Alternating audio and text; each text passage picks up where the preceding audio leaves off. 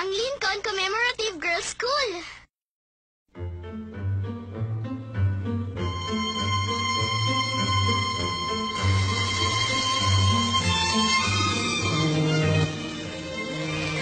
New York? Sa wakas nakarating na rin ako sa New York. Kumusta ka, New York?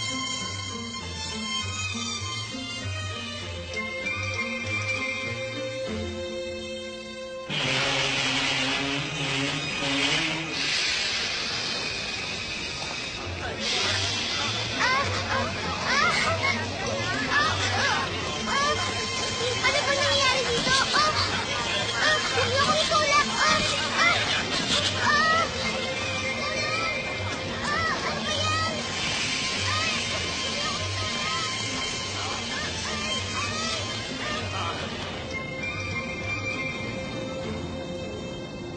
Huh? Wow! Ang nakakatuwa! Ayun yung information center. Masa kayo na servisyo ko, ha? Kayo ba ako nakakila rito? Magandang umaga po. Ano yun sa akin? Tingin ka kayo dito. po dito ang istasyon ng Pennsylvania. Ganyan nyo na eh. Kanina pa ako nakapila rito eh. Ha? Hindi ba ako ganyan? Magalit po. Tulungan niyo po ako. Huwag nanakaw. Huwag nanakaw. Yung gamit ko.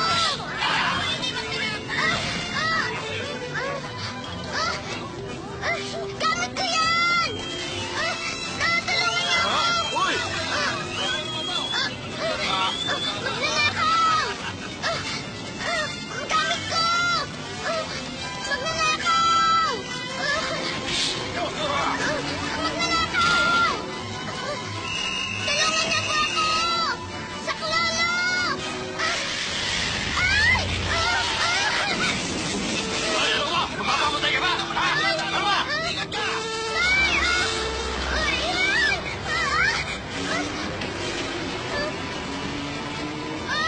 Yung bag ko! Ano bang problema? Ha? Ano bang problema?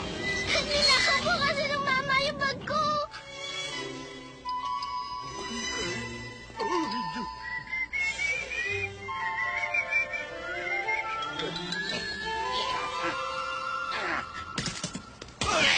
Sige na!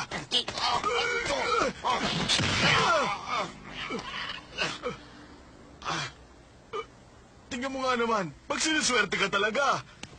Nakakainis! Ay, nakakatuwa talaga. Saan ka pupunta? Ay, nagkakamali ka. Malalaman din natin yan kung nagsasabi ka ng totoo. Sige, sa presinto. Iha, kunin mo na itong gamit mo at mag-ingat ka. Marami pong salamat. Ay, teka, sandali. Sandali lang, ano bang ibig mong sabihin?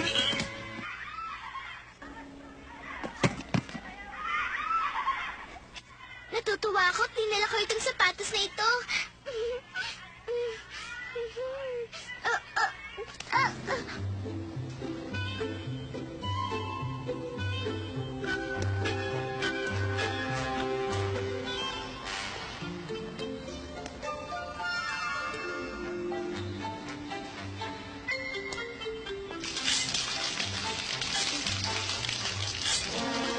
Eto, salamat sa'yo.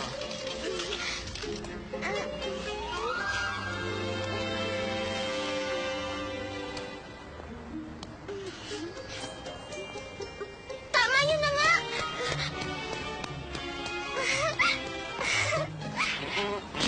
Ay, nako! Ay!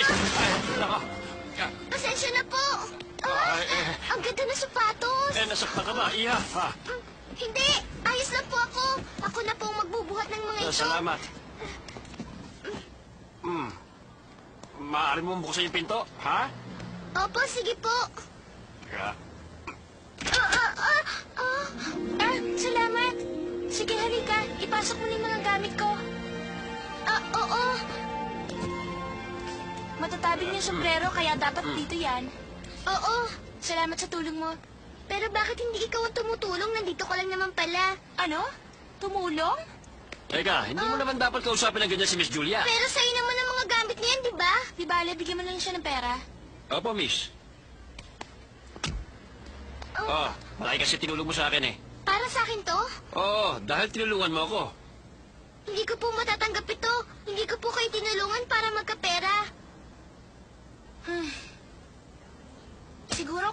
bigay mo. Sige, bigay mo to sa kanya. Oh, dagdag to sa'yo. Ayoko po dahil hindi ko kailangan ng pera ninyo. Ibili mo na lang yan ng bagong sapatos. Paano kung umulan? Mababasa lang yan ang paa mo.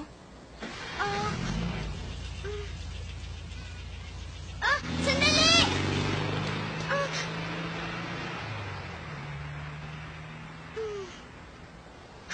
$10.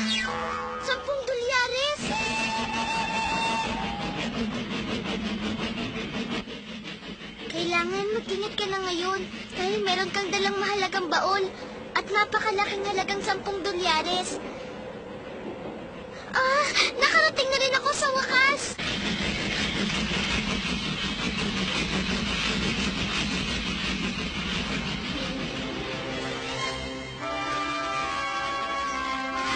Nakarating na rin ako! Nakarating na rin ako! Judy!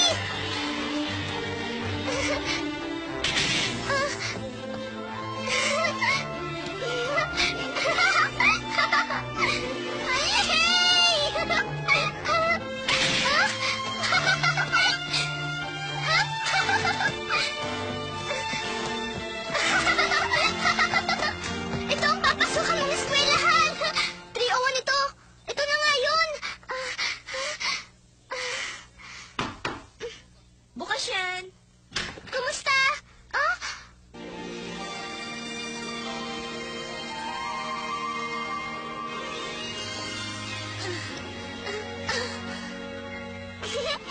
Kumusta ka? Pumipili ako ng damit. Ikaw si Miss Judy Abbott, hindi ba? Ako si Sally McBride. Pwede ba kitang tawaging Judy? Oo. At pwede rin ba kitang tawaging Sally? Oo naman, Judy. Magkamayan tayong dalawa. Oo nga pala. Natutuwa ako makilala ka, Sally. Ganun din ako. Hindi ba napakagandang kwarto ito? At dito na ako titira. Nakakatuwa naman. At isa pa, hindi ba ang gaganda naman ng mga damit mo? Oo nga pala, sinabi sa akin na lagi daw tayo maghugas ng kamay. At sabi nila kapag hawak ka rin ng damit, kailangan maghugas ka muna ng kamay. Pero kabaliktaran ako, naghuhugas ako ng kamay pagkatas kong hawakan yung damit. Alam mo ba kung bakit?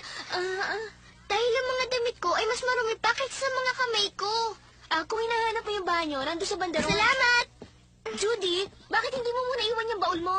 Oo nga pala, meron nga magnanakaw dun sa New York. Ha? Sinaktan ka ba? Hindi, kinuha niya itong baul ko. Nag-aalala nga ako dahil meron lamang malaking halaga ito. Oo, tama. Kung ako sa'yo, ikakantado ko yung pintuan. Bakit? Nag-aalala ako sa mga damit mo. Ha? Dito sa mga damit ko? Oo, nag-aalala ako. Judy, yung baul mo. Oo nga pala.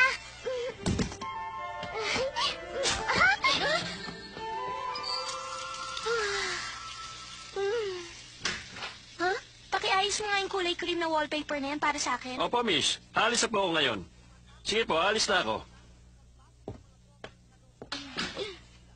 Meron na bang ibang dumating? Oo, ang bago natin kasama sa kwarto. Anong itsura niya? Sa totoo lang,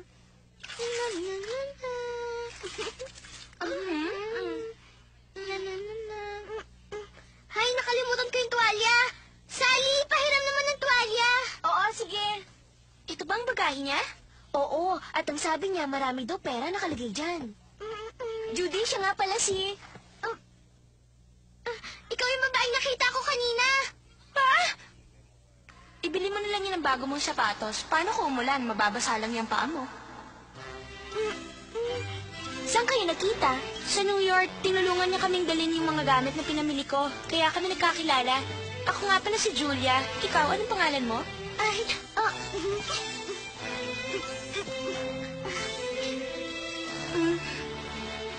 Ako si Judy Abbott. Natutuwa ako makilala ka. Hindi ko naisip na dito pa tayo magkikitang muling dalawa. Kahit din ako. Natutuwa ako makilala ka.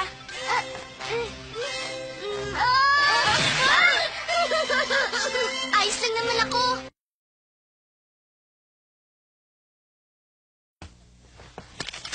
Nakapagpahinga na rin. Ibabalik ko na sa'yo to. Ano bang ibig mo sabihin nito?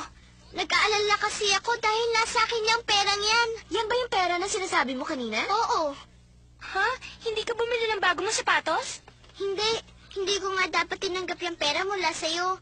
Ang buong New York ay dudumugin ng mga tao mula sa bayan. Kapag nalaman nilang bibigyan ka ng $10 kapag nagbuhat ka ng kahon. Sally, salamat nga pala sa pinahiram mo. Kay Julia yan. Ano? Sa'yo na lang yan. Sige, gamitin mo hanggang gusto mo. Hindi maaari. Lalaban ko na lang para sa'yo.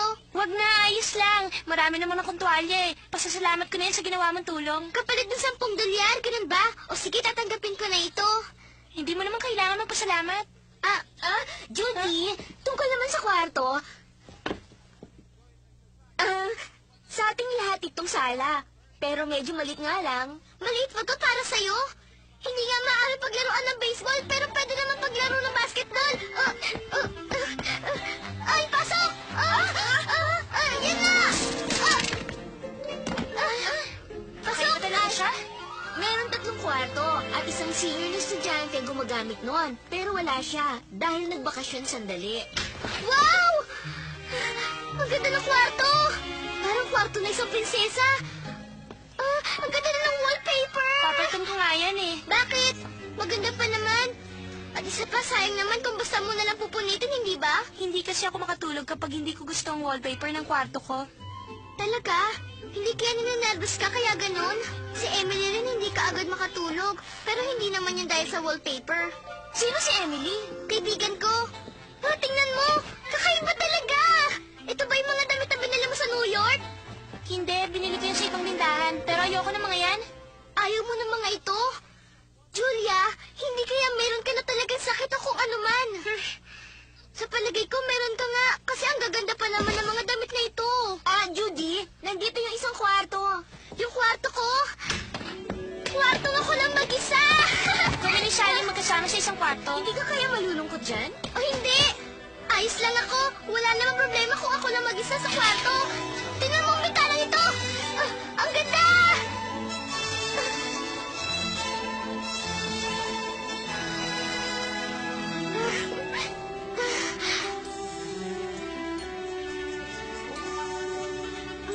Julia, sigurado ako may mga squirrels sa puno. Natutuwa ako't nagustuhan mo yan.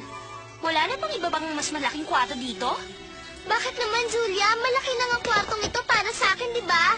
Nakapagtataka nga 3 tao lang ang nakatira dito. Alam mo, may mga problema nga siguro kayo. Pero ang kwartong ito ay parang kwarto ng isang katulong. At ang kwarto ng katulong namin ay mas malaki pa rito. Kahit nga ang hardinero namin nakatira sa malaking bahay eh. Ay, kung kaya bakit naman ako makukontento sa isang kwarto na maliit na tulad nito? Naku, kawawa ka naman pala. Tinawag mo ba akong kawawa? At bakit naman ako naging kawawa?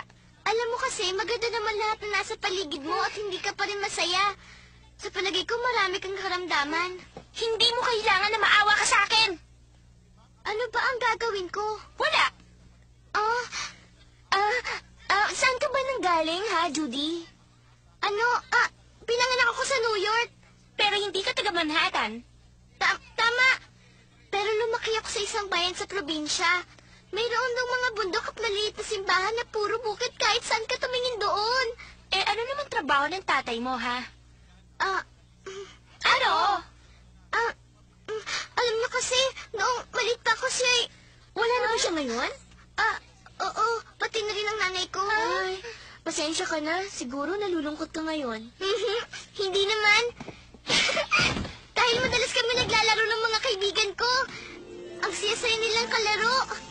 Naglalaro kami noon ng taguan, paluan ng unan. At kumuhid ng kung ano-ano sa pader ng kwarto namin.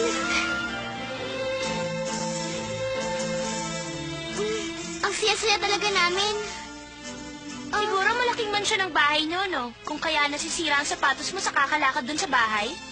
Hindi ko alam kung mansyon talaga ang tawag doon. Pero ang bahay nila may 3 palapag. Nakakatuwa naman. Gano'ng karaming kwarto naman yun? Sandali. Sa palagay ko, 2 bunga. Malaki din ba yung hardin? Oo naman. Mga 50 bata ang pwede maglaro doon na sabay-sabay. 50 bata? Ang paghanda ng hall ay matapos na. Lahat ng mga bagong estudyante ay maghanda na at pumunta na sa Maghanda na? Kasi may inihandang party yung principal. Isang party? Magkakaroon ng isang party! Yun ang pagsalubong sa bagong estudyante. Hindi mo ba alaman tungkol doon? Hindi ko talaga alam ang tungkol doon. Isang party, nakakatuwa naman. Kailangan mo na magmadali at magbihis ka na, Judy. Magbihis? Kagandahan ng asal ang magbihis ng damit, hindi ba? Kaganda ang asal. Hindi ka ba tinuruan ng kagandahang asal sa inyong mansyon? Alam mo, hindi ka maaaring pumunta ng ganyan. Kailangan mo magpalit ng damit. Madaling sabihin magpalit ako ng damit, pero... Siya nga pala, nasan na yung bagahe mo ng mga damit? Mamaya mo pa yung dadalhin? O lahat ng mga damit may nandyan? Alam niyo, magbihis na kayong dalawa. Kaya ko ang mga gamit ko. Ibig sabihin, hindi ako pwedeng pumunta ng ganito lang ang suot ko. わあ、素敵なお洋服。どこのお店でお買いになったの？バーハッタンのお店よ。いいわね。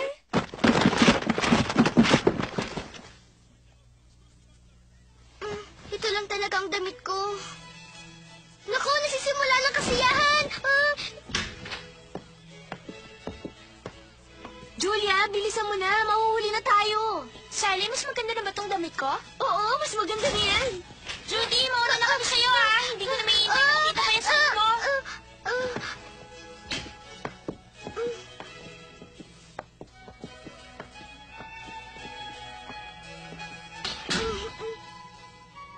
Ano naman kaya ang gagawin ko ngayon? Ano na kaya ang ginagawa ni Judy ngayon?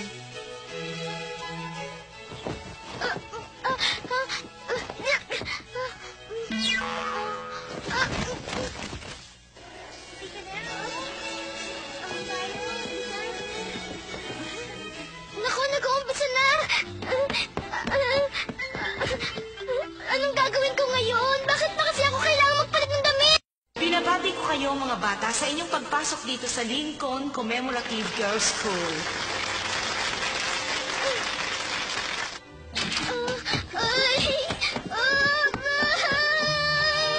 Anong gagawin ko?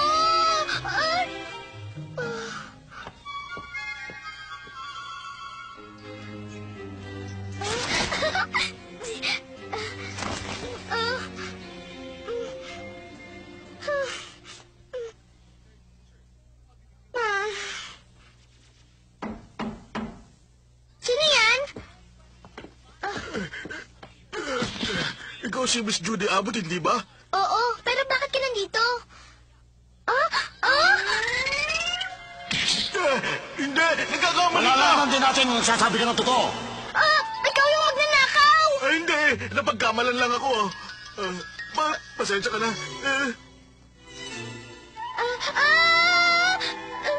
Judy? Hindi ka pa rin bahanda? Ay, dumating na yung gamit mo. Magpalit ka na ng damit. Sally! Yan ang lalaking yan yung kumuha ng... Nadali lang mukhang tamang-tama lang pala ang dating ko. Nakalimutan mo ang susi na lalagyan ng damit mo. At alam mo ba, Judy, alalang-alala sa'yo si Mr. John Smith. Ito yung susi ng baul mo. Mr. John Smith? Sino si Mr. John Smith? Siya ang nangangalaga ngayon kay Miss Judy. Si Daddy Longlegs! Judy, buksan mo na at ipakita mo sa amin. Sige na nga! Buksan mo na! Ito na nga! Teka, sandali! Judy, mauuli ka na sa party. Bilisan mo na! Salamat po, Daddy Longlegs! Wow!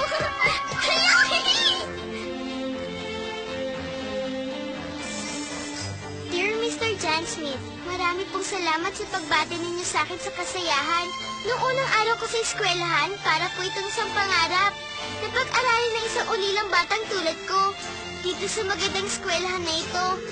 At ngayon, binigyan niyo ako ng isang magandang regalo. Masayang-masaya po ako. Gayunpaman, meron po akong hihinging pabor sa inyo. Ay, hindi pala. Hindi po pala ako hihinging pabor sa inyo. Ang dami niyo na nga pong binigay sa akin. Pero napakahirap pong sulatan ng isang tao na mayroong hindi totoong pangalan, tulad ng John Smith. Kaya binigyan ko na lang po kayo ng palayaw. At yun po ay Daddy Longlegs. Tinawag ko po kayo nito dahil nakita ko po kayo sa anino ninyo. Noong unang beses ko kayong nakita bago kayo umalis, sana po hindi kayo magalit. Gustong-gusto ko po ang pangalan na yun. O sige po, susulat na lang po ulit ako sa inyo mamaya.